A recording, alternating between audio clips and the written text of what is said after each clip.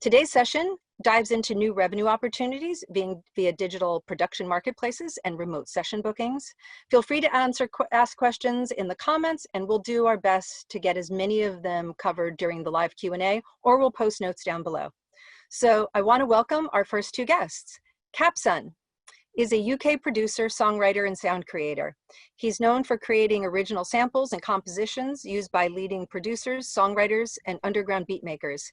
Capsun's the founder of Capsun Pro Audio, vocal sample company 91 Vocals, and creative director for Splice Sounds.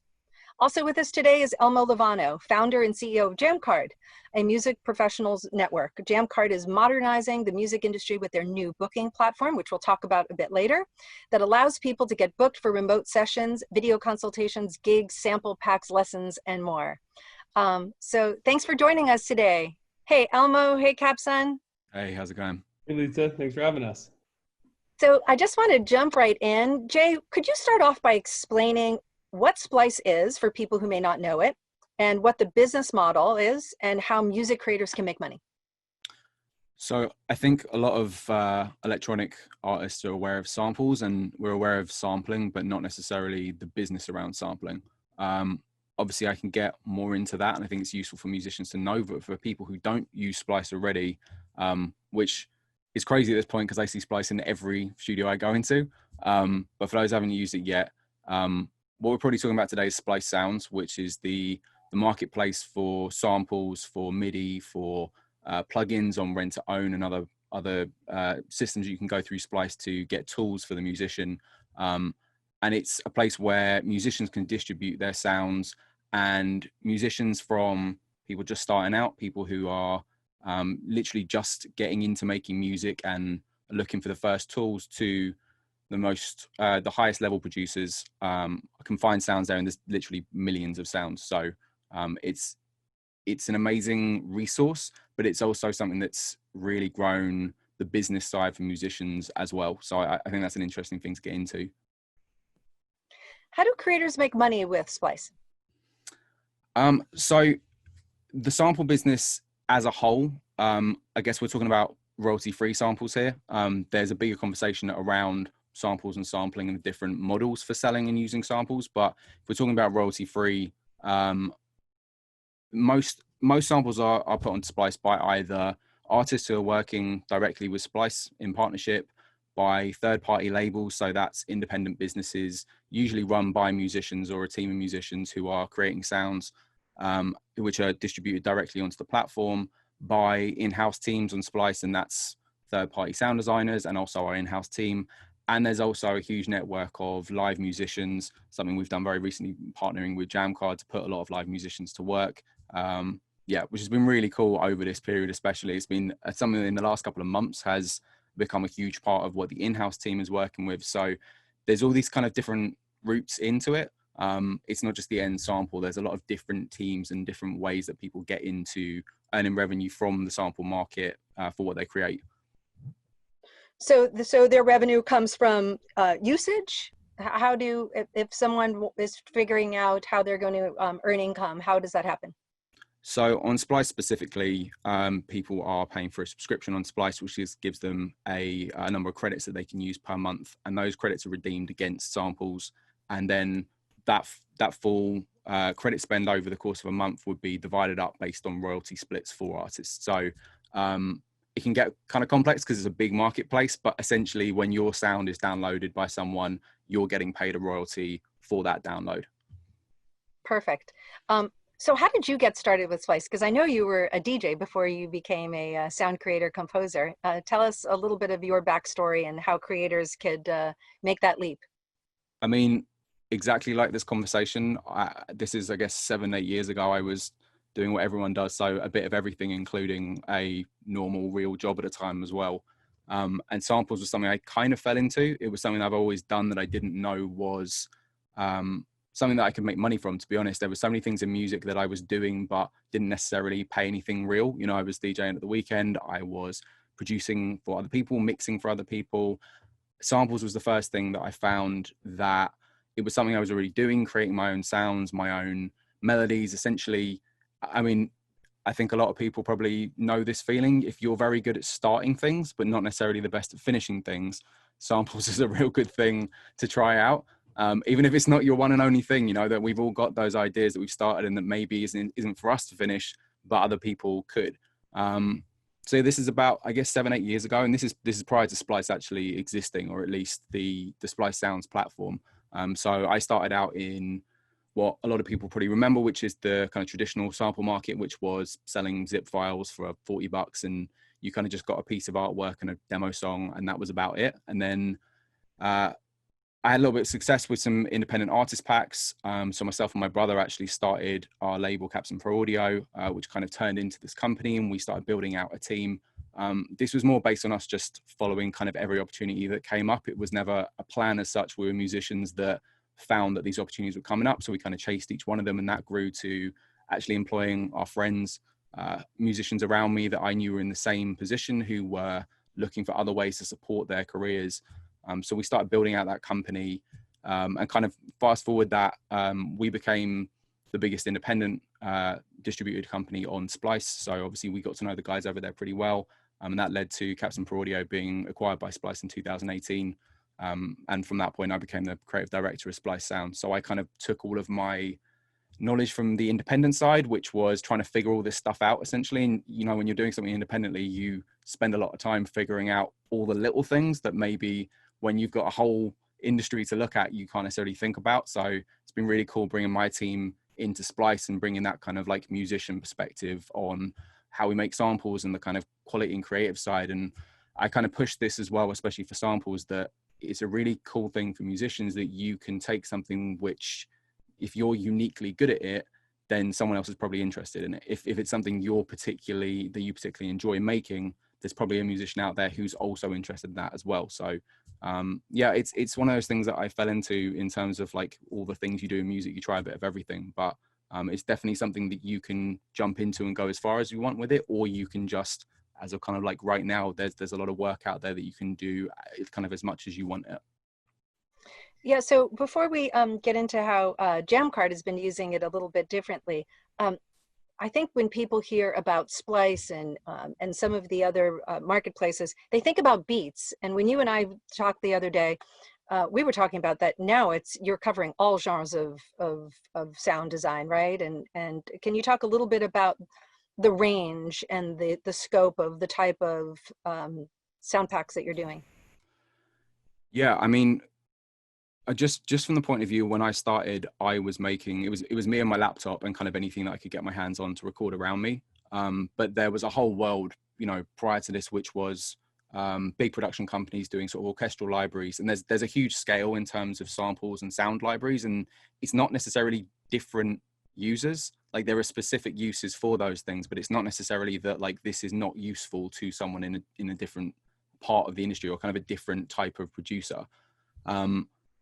I think that what people miss about something like Splice is, and I think it's just because it's something we don't talk about that much. There's such a huge scale of musicians from different diverse backgrounds, not only geographically, but also the type of instruments they play, the type of genres they work in, and also just all the way to sound designers just exploring sound, right? And I don't think you can really grab that unless you're in there looking and listening and searching through the catalog. I think maybe that purely as well, I think beat makers are superstars right now, right? I mean, that's kind of the world that I'm in. A lot of people who were would have just been looked at as beat makers a couple of years ago are now superstars. And as with any, I think music platform, whatever's popular can kind of get pushed to the front.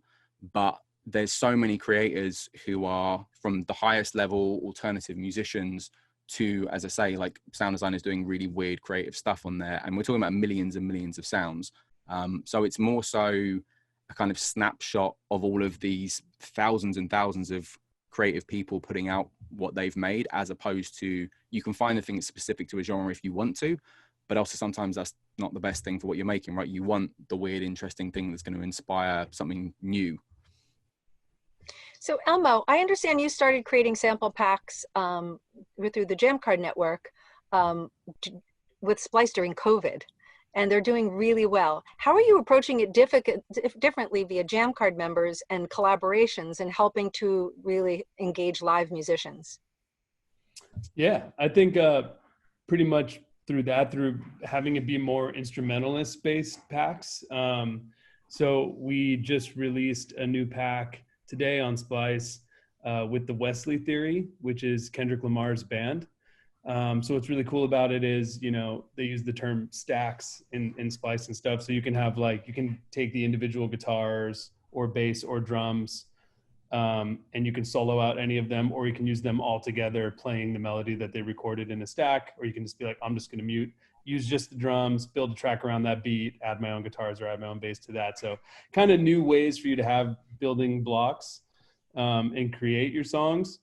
Yeah, so for me, it's about really bringing more instrumentalists into the Splice world. And the other thing that I love doing is I really like just elevating the individual musicians any way I can. So not just calling it a harp pack, but being like Laura Samoji, like you should know this harpist, and also really taking the character from the performer instead of just having it be a basic harp pack.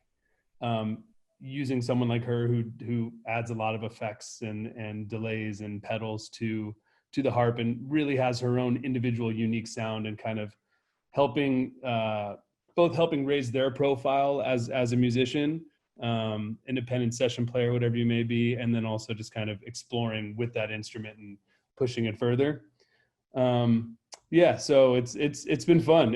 I had never, I'm unlike Capsun, I had never made sample packs before ever. I had always made records, and if I definitely got stuck and didn't release a ton of stuff and got it to 90% and then stopped. So I probably should go in my back catalog and turn those into samples. But yeah, and the other new thing is I'm not personally, I haven't made the sample pack with myself. I'm a drummer, right? So I haven't made a drummer one yet. I've been kind of choosing a lot of my favorite people that I like working with and I think are really special in the community, and helping lift them up, getting them in a great studio, and building it with them conceptually, and like producing the pack with them. But it's been all about them, which has been cool too. So I feel like a record producer of samples. I don't know if that's a thing yet. Maybe, I don't know. Capsun, you tell me. That's supposed to be exactly the vibe. Like, all right, there we go. I know the team that have worked with all the musicians from Jammcard. Like, this is exactly the point. Is it's kind of it's supposed to be the process that the best possible version of it is thinking about it like an album, or thinking about it like at least a creative project, right? It's exactly what we said. Like, it's not just a harp pack. The whole point is telling the story of that artist. Like, it's wrapping it around what they do creatively and like presenting that in the best way, because you're presenting to other musicians, right? It's not just presenting to listeners, it's also the story of what you make for other musicians. That's kind of part of the fun of making sample packs in the way that we do anyway, is like featuring those musicians and also collaborating during a project. That's what makes it interesting. And like, invariably that's the best result, right? If you've enjoyed it during the process and when you're recording, you're like, yeah, this is awesome, right? This is going to come out good. You know you got it, right? Yeah, for sure. And it definitely does feel like making an album, which has been really interesting, and releasing it kind of has felt similar, but it's cool because you can release it and have thousands or millions or whatever of people work on it and turn it into their own thing. If they take a one shot, they can easily make it their own thing, but they could take a loop and just kind of, affect it or build around it or on top of it or whatever. So that's what's really cool. And, we're only a few months in on our sample label. Today was our 6th pack release. So it's still super new, and it's fun hearing things like come around and hearing the samples being used and stuff. So I'm sure you're at the point where you're hearing stuff all the time. You're like, oh yeah, I know that. But it's awesome that Capsun said the other day when I said, how do you with a library that large, what makes things unique? And one of the things you said, Capsun, to me that was awesome was the character and the layers, and then the own uniqueness of that creator. And I think it's so important as people, look at a marketplace and see so many people doing it, and how do you stand out and how do you make it different? Yeah. I think it's worth saying, because the projects we're talking about with Jammcard, because we're talking about elevating pro musicians who are kind of, you know, at the highest level, and we want to make sure that we kind of do justice for that. We're doing these really high end sessions. We're making sure that they're mic'd in the best way. Like, do you know what I mean? We're producing them to that level. But that's like one option, right? This is just essentially music at the end of the day. These are small inspirational pieces of audio. So I think it's the part that is unique is not necessarily just musically what it is. It's also the way it's been recorded or the way it's been processed. So it's just as useful or like interesting for someone who's recorded guitar on their phone in their bedroom, who knows how to work with that and process it. And like, I don't know if it's now to get into it, because there's definitely work on the production side of sample packs that kind of there's some set rules about it. Just in terms of like quality and standards, right? Just because you've got to do those things because you're presenting something to people that essentially is just making it as easy as possible for them to use, right? It's just having the information in it that they need, things like BPM and key and having interesting naming. Like in the same way that you present any project, you want to hit all the details, right? And it's the same thing with audio, thinking about like normalizing right and not having horrible pops and clicks and stuff like that. Like all the things that you wouldn't want to have in audio. But if you can do all those things, you don't necessarily have to go out and spend a load of money hiring a studio and getting the right mics and stuff. You can just be doing these things in your bedroom. But that's literally how I started, was like, when I say the things around me, I mean, I was in my bedroom recording, like hitting deodorant cans with a pen and stuff and making percussion hits and stuff. And like, that was just because that's what I had around me. But because I'd been thinking as a producer for a while, and it's kind of what I've been doing anyway, right? I knew how to make that stuff useful and usable. I think it's definitely that there's no level of entry for this. If you are making something that is useful to other producers or to other musicians in any way, and this comes for like Foley and found sound and stuff as well, and there's scales and all these things, from like the super pro high level stuff, but then the stuff that you can make in your bedroom or with your housemates or whatever it is. And that doesn't have to be to the highest standards. If you get all the other things right, you know, those kind of quality control and checking things, the audio itself can be anything. Like I find the most unique layers are things that aren't recorded perfectly some of the times, you know, like if that's not what you're looking for, sometimes, if especially for people who have the facility to do it, like if you tend to work in a studio where you have great sound and you've got go-to microphones and stuff, sometimes the thing that someone recorded in their bedroom is super interesting that I wouldn't think of a way of doing it, you know, or it has kind of like weirder interesting textures or whatever. So I want people to know that like there is no barrier for entry. Like you don't need to have things to do it. Like you can have a basic setup, and as long as you're thinking about what you're best at and what you enjoy making more, and like just going the extra mile to present it in the best way possible, then like there's options there for everyone to get in and actually make money. Like it's something we should talk about, right? It's something that musicians can do. You can get out there and you can make money now from selling sounds. It's a market that's kind of exploded, especially over the last couple of years. And there's opportunities as well. I guess, I don't know if you want to get into it now, but like we talked a lot about Splice. I also want to make it clear for people as well that Splice has become the go-to for this. And it's, you know, I say this as someone who's personally involved in the way it's developed. We've done that in a really sensitive way to musicians and to artists, and making sure that that's shared with them as well. But there is a world out there as well where you can sell directly to fans. You know, if you're streaming, if you're running a website, if you have an email list, if your social media is on point, like any of those things, even if it's a small engaged fan base, if you're making things, you can sell directly to them. You don't have to be on the platform. Like the platform will come find you if you're doing something interesting or great, but it's like, it's something you can do right away, and it doesn't have to be perfect right away. You know, you can kind of level up to that point if you want to. Yeah, so that was actually my next question, is what's your best advice for musicians, producers, DJs, music creators wanting to get into creating sample packs and custom sounds? How do you get started? I think Elmo can probably talk for musicians, because like there's a really great way through with Jammcard, but also like it's opened up for us how much we can work with musicians regularly. Like we've worked with session musicians as a sample company and as sound designers, I mean, fairly continuously, but it's not something where we go to constantly for packs with someone getting a session musician in, as opposed to like, I didn't know this huge network of musicians that was like on the other end of an app like existed. Like it's been amazing since I didn't realize until we started looking into it. So yeah, I think for musicians, there's ways in to work with labels. For specifically producers, for anyone that's creating audio, you can and it's kind of the roots I just said, like if you want to present directly to your audience, you can do that, and there's nothing stopping you doing it. There is a kind of weird underbelly gray area of samples, which anyone in that side knows of, is kind of the recycling of sounds or the reusing of sounds. That it's a big topic to get into, but assuming that you're making what you're selling, that, you know, what you're making is original, that you're creating it, that you're doing it the right way, you can sell direct. You could go and work with a third-party label. So a third-party label, we're part of Splice now, but there's plenty of third-party labels who distribute on Splice, who also have independent websites as well. Reach out. Like, we read every email we get from people. I think people sometimes think we don't. We get a lot now. I mean, I try to respond to everyone because it's just me a couple of years back, right? So it's like we try to respond to everyone, but we do read everything and we do listen to everything.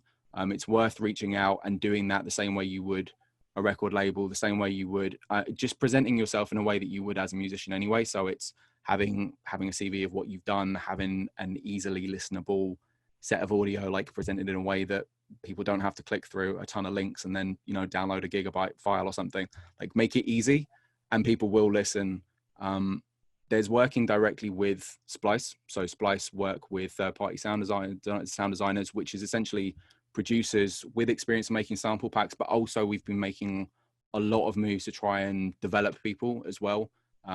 There was a kind of existing industry already, but that doesn't take into account all the people that like haven't heard this conversation, right? Who just simply aren't aware. We don't just want people that have already worked with someone so we can work with them. There's no reason why we shouldn't be the first people they work with. And also we're sharing like this years of collected knowledge about how we figured out how to do this stuff with my whole team at Splice.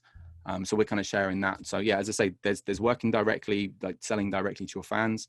There's things like, you know, you can set up a Selfie store, you can sell e-commerce on your website, you can work with a third-party label, whether that be distributed on Splice or one of the other websites. You can work directly with Splice, which is a matter of reaching out to the team. Or there's distribution as well. It's kind of more complicated to get into the distribution side because that's more of a business partnership, because there's bigger labels, and also obviously on the artist side, depending on the scale of that artist, there are specific deals in place. But my advice would be make stuff, make it as good as possible and as professional as you can. Have a good story about who you are, at least your story about who you are, and reach out to people. Like, I think in samples, out of anything in music, people will probably get back to you because it's other musicians just doing this, right? So it's worth reaching out as much as you can. There was this a question that came in from the board that says, do you recommend mastering samples before uploading?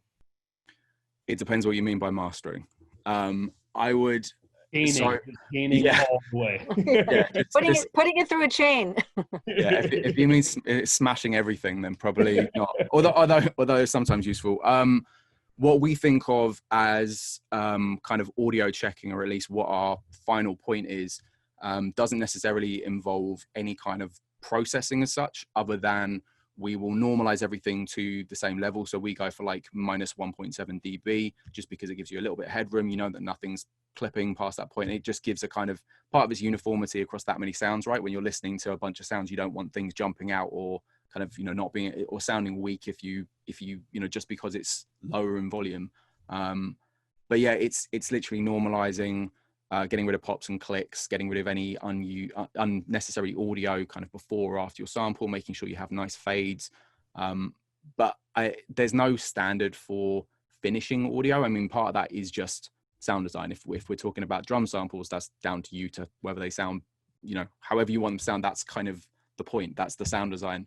So yeah, there's no straight answer to that, but there's kind of best practices, I guess.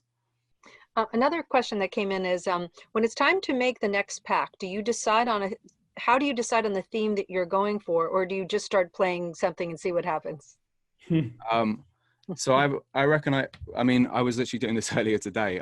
I have about a year's worth of pack ideas written down. I had them in my phone. I've just recently swapped them over to a document because I'm trying to be a professional, right? So I just had them in notes for ages and lost a lot of them. All I do is generally I'm thinking about concepts and names, which is quite difficult for sort of genre-based packs, because I'm not trying to reinvent the wheel, right? I'm trying to watch trends, but also be ahead of the game, because when we're creating packs, we're sometimes, I mean, usually around 6 months ahead from when we're making something.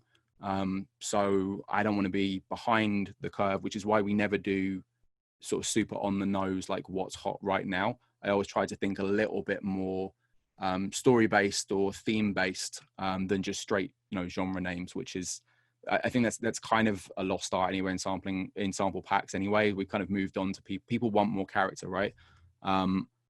Generally, if I'm thinking about a genre style pack, I'm thinking about what the sound of it is, what the vibe of it is. Vibe is probably the biggest thing. We base things on the feel as opposed to the instruments or the genre. And then I'll start thinking about artwork. I usually do artwork prior to a pack, or have artwork done by our designers, because it's the same thing as an album, right? If you have no direction, it might come out and it might be amazing at the end, right? It might be, but also you might get lost somewhere in the middle because you don't really know where you're going with it, or you might end up with 100 tracks and you've got to find where this is pulled together, right? Generally, we try to think about it like this is the concept.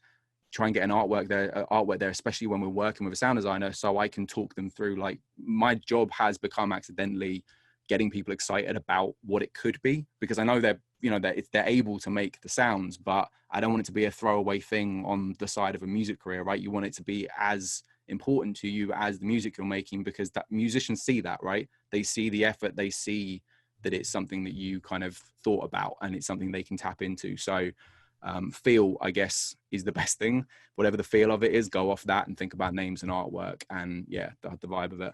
No, that makes total sense. You need to have the vision, just like if you were putting out an album. Last question. I think you've answered this a little bit, but someone asked, how do I become a creator on Splice?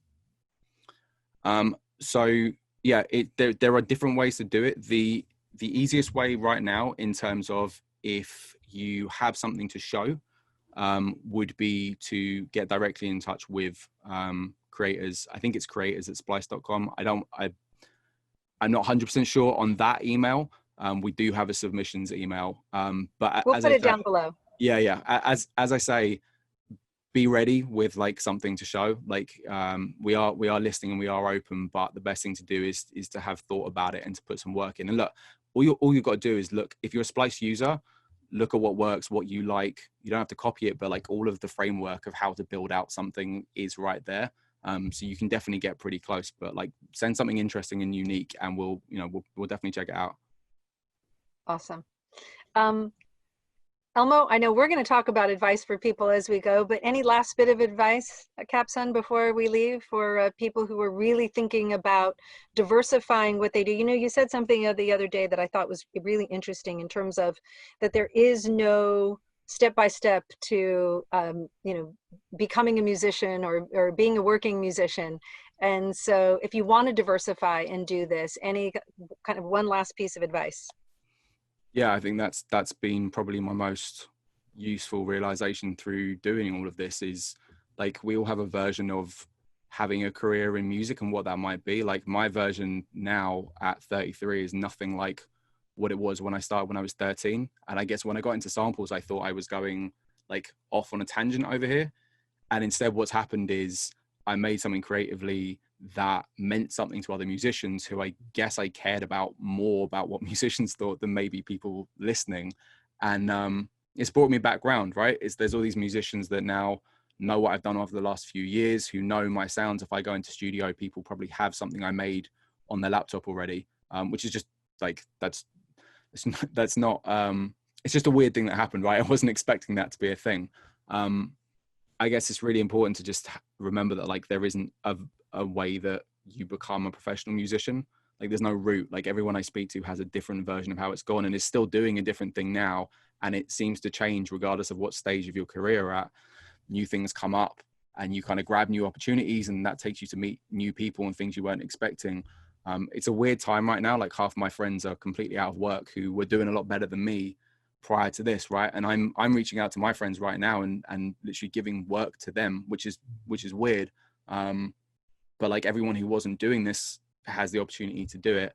I think it's worth right now just being brave with doing things that don't necessarily feel like what you're supposed to do as a musician, but if it gets you to where you want to be, then it's kind of all the same thing, right? It's just for you. So yeah, grab the opportunities while they're there. Awesome.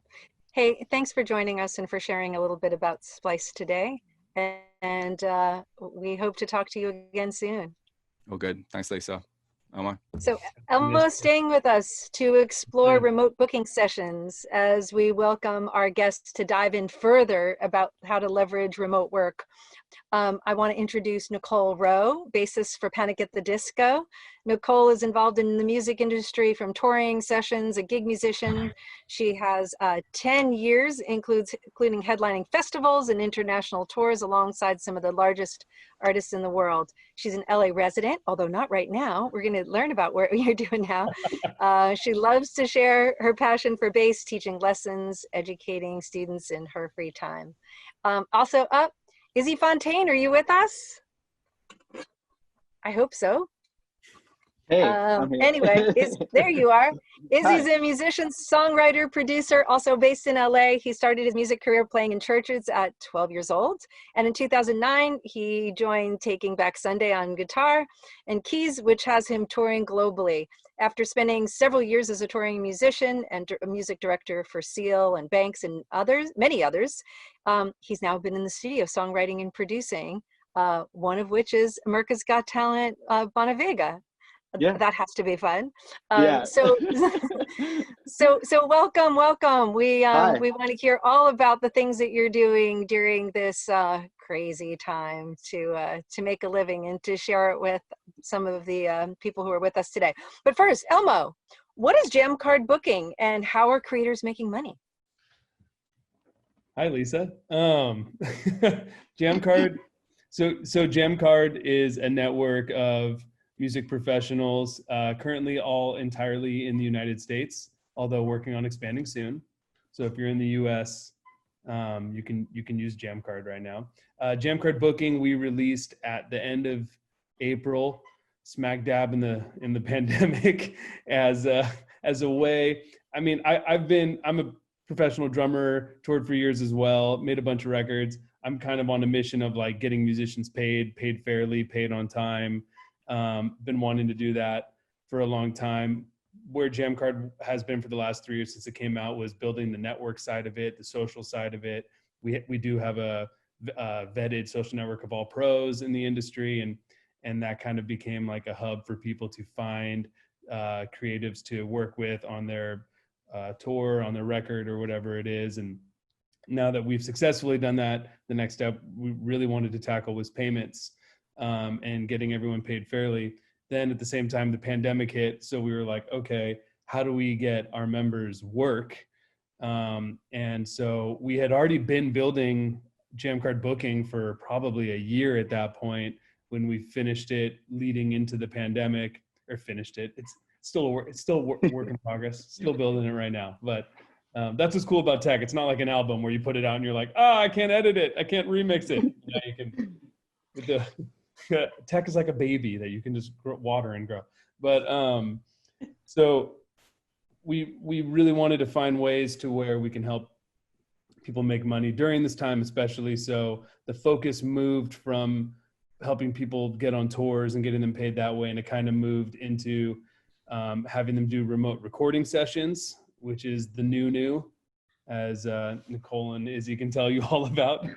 So remote recording sessions, which already existed, but now it's like your option. So that's the big difference in shift in culture. And then on top of that, also using all these members as mentors and educators, and being able to either teach the instrument that they play, or just teach you about the business and how to get to wherever you're trying to get. So, because essentially we have these thousands of incredible people in the network, and a lot of people strive to be at the level in which these people are. So who better to learn from than them? You know, not just music, but also business, how to get there, how to book tours, how to build your home studio, how to whatever, right? So you can learn from a lot of your favorites. And then, so we launched Jammcard Booking as a platform to help get you extra work, make ancillary income, and get you paid on time. So if you get booked through Jammcard and you do the booking through there, you will never get stiffed. We charge the booker ahead of time, hold the money in escrow, and then when you're done with the gig, we send it right to you. So that's a nice thing because musicians are used to chasing the money owed to them for the time of our lives. So getting rid of that. Step one, no more chasing money. And also putting it at the front of the convo. So when you book someone on Jammcard, you send them a booking request with an amount, and then the member pro can agree to it. And then you lock the payment and it gets paid. Cool. Now you can just talk about your music. You can do the session. You can do whatever it is. You can work on the creative concept and just know that the money's locked. You do your work, you send it to them, and the money just comes to you. Kind of like Uber, you know, the best part of Uber is not having to like do the, I don't want to touch your credit card machine, that whole thing. So I love that you had it on your product roadmap, but you got it out during COVID. It's awesome. So Nicole, how are you working remotely and thriving as a musician during this time? I know that you're not in LA right now. No. You're figuring out how to make it happen. I mean, I feel like I'm a special case because I'm either a homebody or I like to be traveling. So it kind of works out perfect for me. I'm doing a lot of the remote sessions and online lessons, which all kind of came together really smoothly with Jammcard, with the release of that. Yeah. Got a lot of lessons booked on there, like right off the bat. You were actually one of my first calls. It's funny because Izzy was actually one of the first people I ever even told about like the idea of Jammcard like years ago. And then when we were like, okay, let's release Jammcard, Nicole was one of my first calls too. And it's good, you know, building together with friends. It's a good thing. Yeah, and keeping people collaborating. It's, you know, it's such a great tool for that.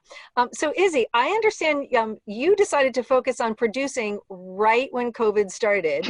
So how's that transition? How's that transition for you? It was like a be careful what you wish for kind of feeling, because I was so burnt out touring all the time and kind of, you know, just doing the old thing. And it really was something where I was feeling like I would love to create the music that kind of lives in a different format forever. And so yeah, started to kind of convert home into a studio and make everything kind of be on that track. And then you know, still doing the gigs here and there, and then it kind of turned into, okay, so now this is what's happening. So full throttle into doing that, and yeah, it's been really incredible. So you're running sessions with multiple creators. How are you rigged up over there? I hear you added fiber into the house. Yeah, I definitely like appreciate a good clean internet situation, and I know that plugging in is a huge piece of elevating your speed. And so I kind of like was always looking to see if I was eligible to get fiber in my area, and it was like some people had it up the street, but I couldn't have it like at the, you know, it's such an interesting thing. So finally it was available, got it installed, and now it's like piped in, and it's such a blessing. So as you're looking at doing remote bookings, and we've got, you know, Elmo, I want you to share all the different types of bookings, from, you know, what Nicole is doing with, you know, teaching, to doing session work, to people calling and wanting to do mentorships, things like that. What do the creators also have to do to market themselves? Like, Nicole and Izzy, what are you both doing to kind of get the word out, besides, you know, leveraging Jammcard, obviously? It's a good question. I don't feel like I have a straight answer for that. I mean, you know, for me, it was just kind of like, I didn't do it intentionally right off the bat. I just kind of threw the idea out there, and, you know, got a lot of response, you know, because I think a lot of people are also sitting at home twirling their thumbs too.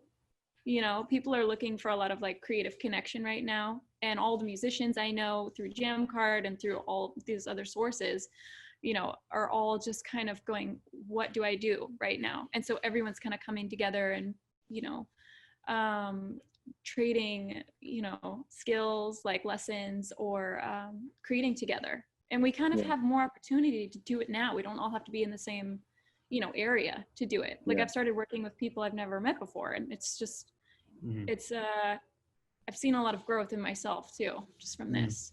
That's Yeah. awesome.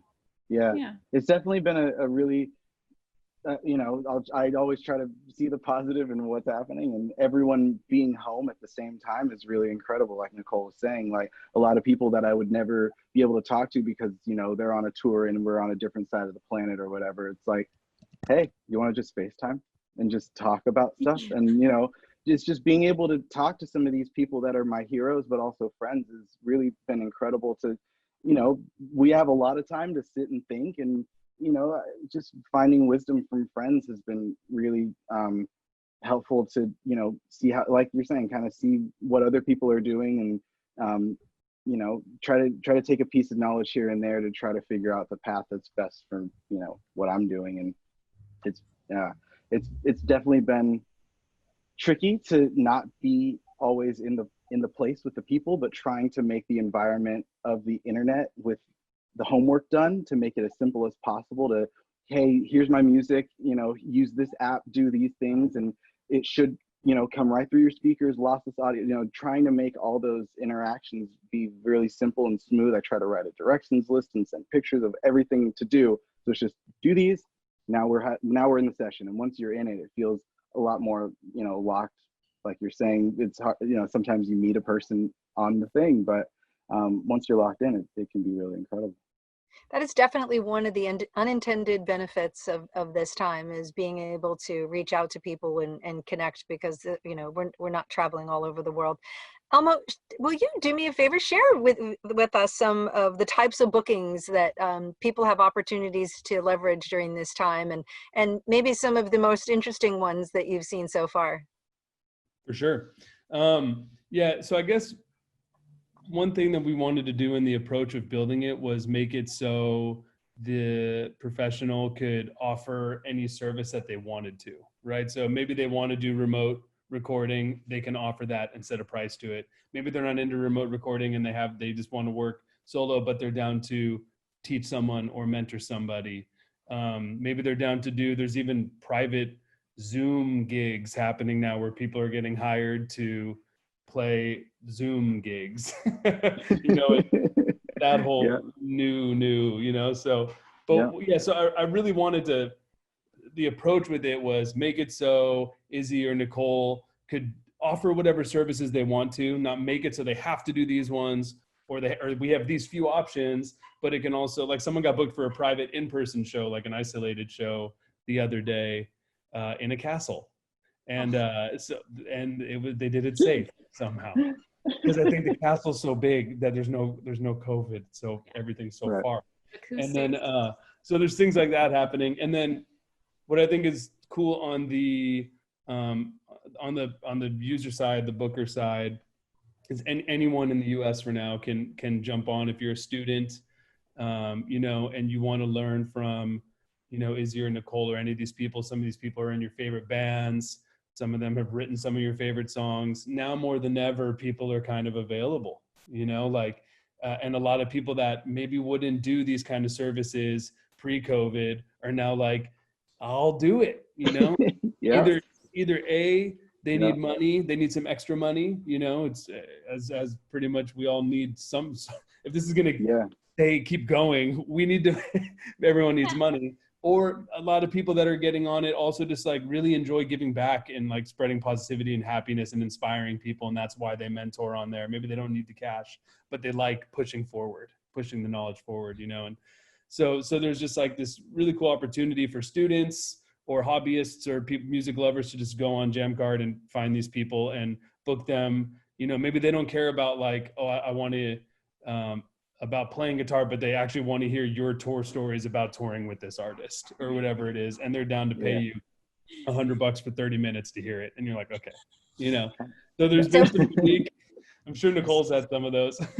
so speaking of that, we've got a couple questions for our artists. Izzy, are you doing real-time recording via internet through a digital workstation, or working with stems and flying in vocals? Yes. Any and every way, really, because some people are like, you know, maybe they're not the engineer type, maybe they don't use computers, maybe they write strictly and someone else takes care of that. So trying to like, okay, maybe, hey, put your iPhone down, put down 2 of them, put them in stereo, and just press record. I'll look in the thing and fly in something else, and just whatever process works for people is what I'm kind of down to do. I mean, I was like doing a lot of musical directing and stuff like that, and using Ableton a bunch, and so sometimes I would work with an artist live, and they would give me here's the stems, just figure it out. How do we make it feed onto the thing?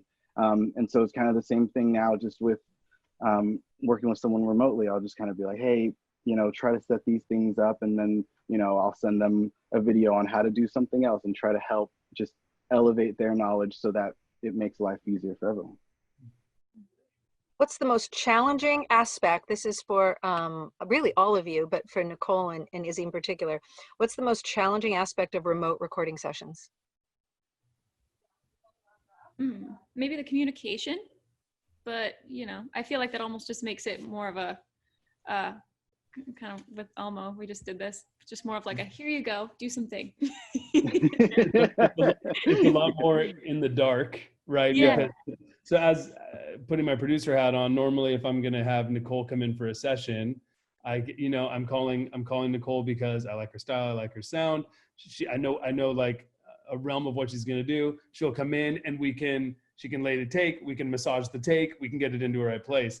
Now it's like, here's the track. All right, I sent Nicole did a session with me a couple days ago via remote for Jammcard, and then she sent me. It's pretty much like, I trust you. What do you?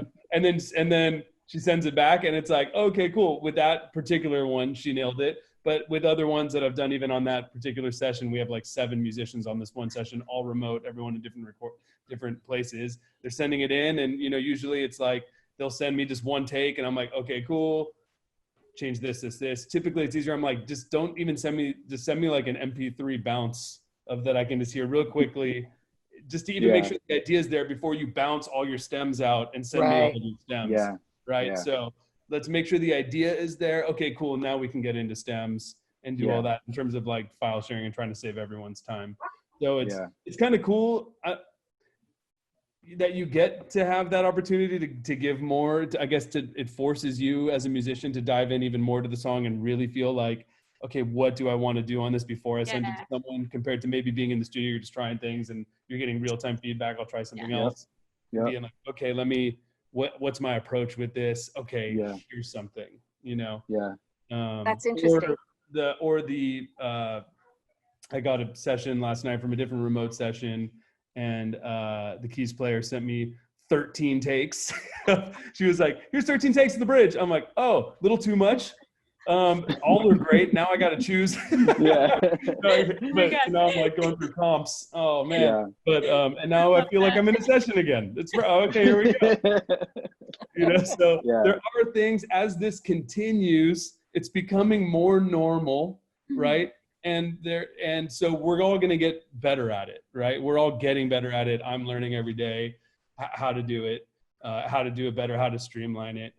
There's more and more tools coming out. There's more collaboration tools, whether you're Splice and you're grabbing sounds, or you're going to Jammcard because you want like a custom sound from that musician instead of just the sample that is available already. So there's ways to do it. And then Izzy's probably got all the special tricks of different multi-cam setups of your session. I know one thing that we figured out via Zoom that was really helpful, that's actually a new thing that we're going to start offering on Jammcard, is you could book a session. Tell me if you've ever done this yet, Izzy. Let's say you're a singer, for all the singers watching this, and so you know how to record yourself. You got your basic system through Logic or something, but you don't really know how to like EQ your vocal great. Right? So you could go into Jammcard or hit up Izzy or someone that knows how to do this, book a vocal producer, get on Zoom with them, switch their controls, have them control your Zoom, right? Through Zoom, have them control your Logic session, EQ your vocal, and get your vocal on your laptop into a clean place, and then be like, cool, I'm out. And that's like 15 minutes, and you can pay a vocal producer for a 15-minute, throw them $100, $200, do something like that. And then now you got your vocal in a nice EQ. And that's a new thing that wasn't happening pre-COVID. At least why was that happening before? I know, right? Because especially with Zoom now, they made it because you can have it so you can hear their audio instead of just coming through the laptop. You can hear it out of you can hear their audio out of your laptop. So that makes it a lot. You can EQ better and stuff like that. So I don't even think Zoom is intending these use cases that we are figuring out for them. So I think we should all have Zoom. The reason why it didn't happen before is because every big problem has a big opportunity, and that's really what's, you know. Yeah, 100%. That was one. So there's all new hacks that we're all figuring out, you know. The remote control thing is really huge. That's definitely been a large part of what I've been doing as a producer is I'll just try to be fluent in as many programs and things that I can, so that if someone's like, I only have Logic or GarageBand and you know, I only have my iPhone, I'll be like, all right, cool, get your GarageBand app, do these things and send me these stems. We'll, you know, just try to make it easy as possible. But to answer your question in terms of the hardest thing, I would definitely say it's the latency that is inherent in this version of the internet that we have right now. Just can't do it. As fast as we can get it, it's still, I can't play with another person live. And that's like a huge, like, oh, you know, but like you get, like everyone's saying, it's incredible to get stems from people just that are like, hey, I'll put my whole spin on it, you know, and here you go. And once it's pre-productioned a little bit and you have what you want, just to be able to have their whole rig at your disposal rather than come over to the studio, I got a guitar, you know, we can pipe in a sound. It's like, you know, you have everyone's full workstation ability, whatever that may be at the time. So that's pretty incredible too. I keep saying things are incredible, but I'm trying to look on the bright side of every problem. Pretty you know what? But that's what this is. That's what this is about. This is about finding the silver lining, finding different ways to make a living. You know, our first session was about live streaming, and we had an artist who said he never thought he would ever live stream, and he thinks that even when this is done, when he's on the bus, because he can reach so many more people, he's going to continue to do it. So, you know, we're learning along the way. Believe it or not, we are almost coming up on an hour. So I want to just ask one more question of each of you, which is, what is your best advice or tip for music creators during this time? And then Elmo, if you can tell people how they can get involved with Jammcard before you go. Great. Okay. For sure. First of all, you can get involved by Jammcard, get involved with Jammcard by going on jammcard.com, 2 M's, 1 word. And you can apply to join if you're a music professional, you're a full-time active pro. That's what we look for in terms of being a member, but anyone can go in and create an account and book people and learn and work with them, collaborate, all that kind of thing. So check it out. And if you're international, we're working on it. Got some ideas. Biggest piece of advice, I would say, I mean, right now, the thing I'm just telling myself is it's just like, you know, stay positive and like, you know, stay inspired, but also I think don't put too much on yourself, too many pressures on yourself. You know, you may not have the same output that you had before this, and that's okay. You know, right now, I think the main thing for a lot of us is that we need to stay afloat, you know, and we need to keep moving and make sure you got your bills and your family and your friends dialed in, you know, and I would say for me personally, and these aren't even, I don't know, these are all things that lead to creativity. You know, it's not necessarily the creative thing itself, but like keep a bubble around you that you can, if you can see some people, that helps me a lot. I don't know, I'm an extrovert, so it's really hard, but, you know, I really like being around people. So finding ways to still be around people. The worst part of this for me is not being able to jam. Obviously I love jamming. I haven't been able to jam with another human in a really long time. That sucks. You know, I'm working creatively and collaborating in new ways, but not that raw. Raw jamming. I don't know. I've heard your virtual jam's awesome.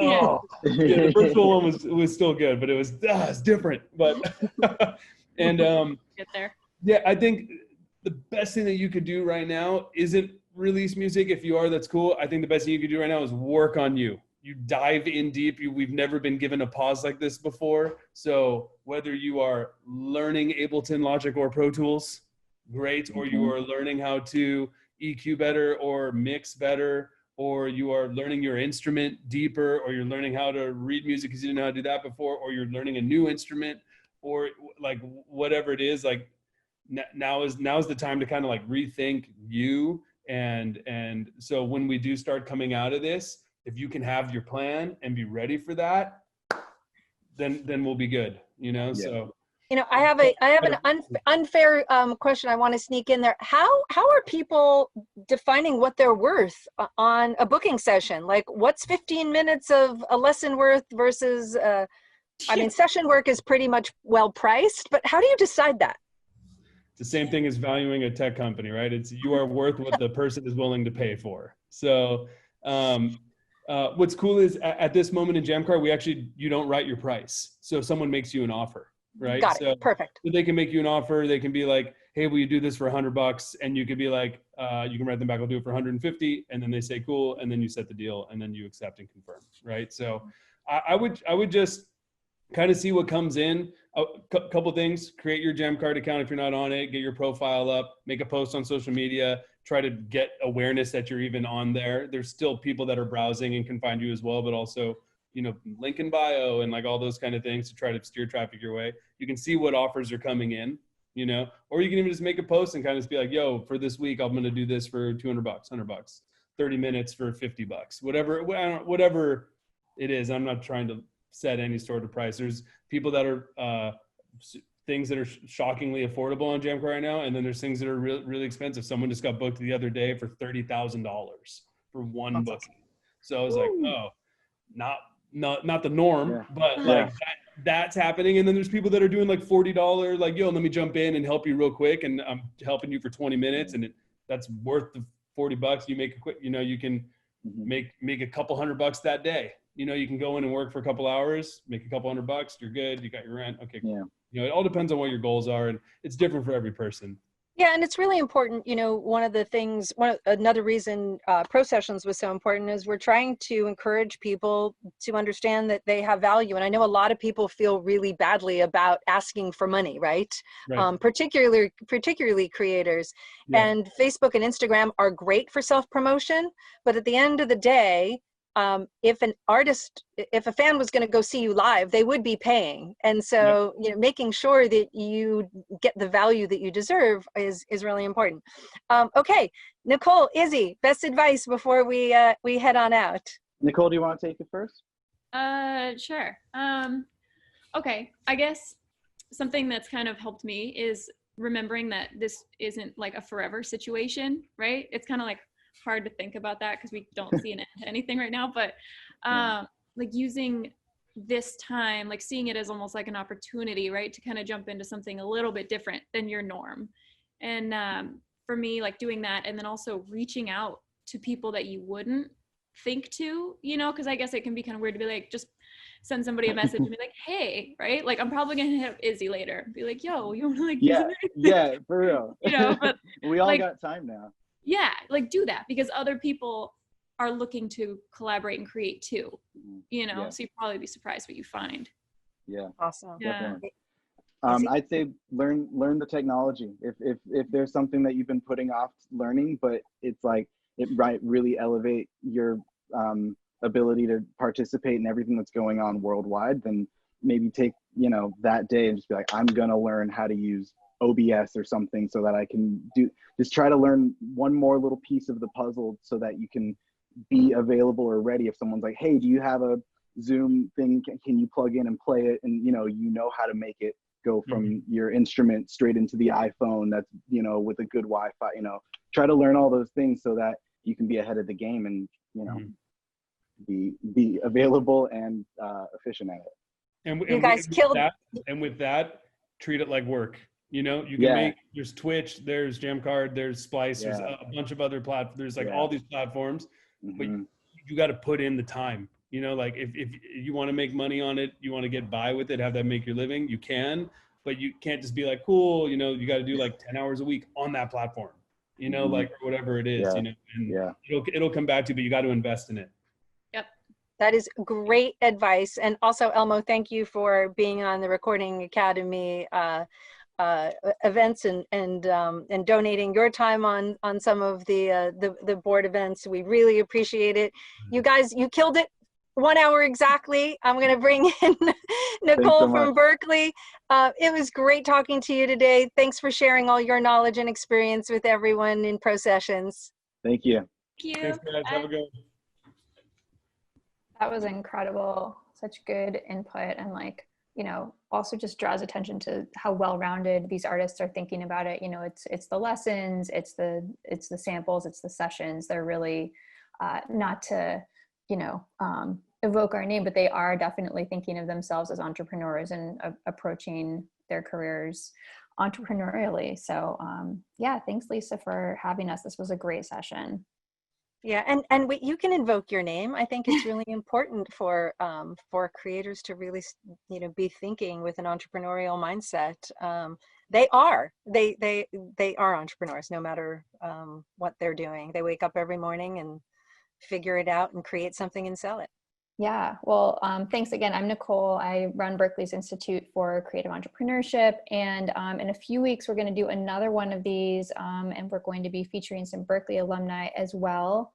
The topic is going to be exploring revenue opportunities and platforms for online music instruction. And I thought the conversation around like value and thinking about sort of how you value your time in this new COVID and post-COVID economy is so important. So we're going to be hearing from a lot of artists who have opened up their, you know, dance card for online music instruction and are connecting with people both local, but then of course really wide. Some are using, you know, just sort of hacking together tools that they've used themselves and connecting with students, and others are using professional, you know, online education systems. So come back August 26th, I think, and learn about that. And you can learn more about the Institute for Creative Entrepreneurship at Berkeley College. We are at berkeley.edu/ICE. Lisa, thank you for having us. Oh, thank you. Thanks for being such a great partner. And for more Pro Sessions, if you want to sign up to the mailing list so you don't miss any of these, and to view prior Pro Sessions, visit grammy.com/Pro Sessions. Thanks, everybody. Have a great evening.